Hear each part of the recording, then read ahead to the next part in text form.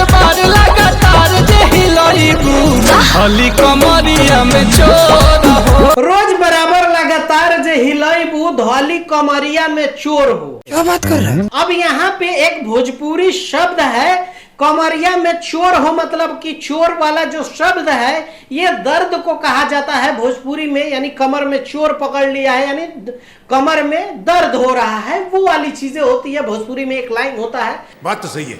और इस गाने को भोजपुरी सिंगर नीलकमल सिंह और अश्लील सिंगर नेहा राज ने गाई है, और इस गाने का टाइटल है कि धली कमरिया में चोर हो। समझ रहे हो? जब नाच के नचनिया जो आती है नाचने के लिए तो उसके साथ कैसे कैसे शब्द यूज किए जाते हैं, उस तरह से इसमें दोनों लोगों का मेल फीमेल का डुएट ये सॉन्ग है, उसी में ये लाइन आता है। और नीलकमल सिंह का लाइन है, रोज बराबर लगातार जे हिलाइबू तो धली कमरिया में चोर हो। यही नहीं, अभी और सुनिए।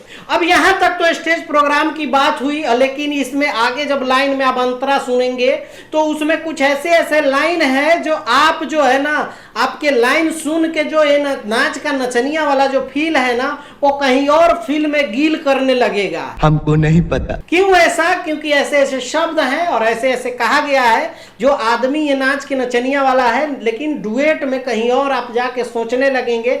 ऐसा दुअर्थी जिसको बोलते हैं, उस तरह का ये गाना है। अगर आप लोग जाकर देखना चाहते हैं तो ये गाना जो है ये ग्लोबल म्यूजिक जंक्शन से रिलीज हुआ है, जाकर देख सकते हैं।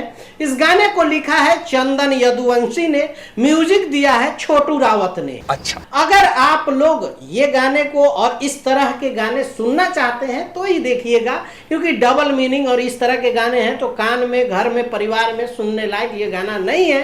क्योंकि आप अगर परिवार में सुनेंगे तो इसका फील और अंतरा में कुछ ऐसे ऐसे शब्द हैं जो आप परिवार में नहीं सुन सकते हैं। अब आप इसमें क्या सोचते हैं, इस गाने के बारे में क्या सोचते हैं, नीचे कमेंट करके बताइएगा। मिलते हैं अगले वीडियो में, तब तक के लिए दीजिए इजाजत। ओके बाय, टेक केयर, जय हिंद।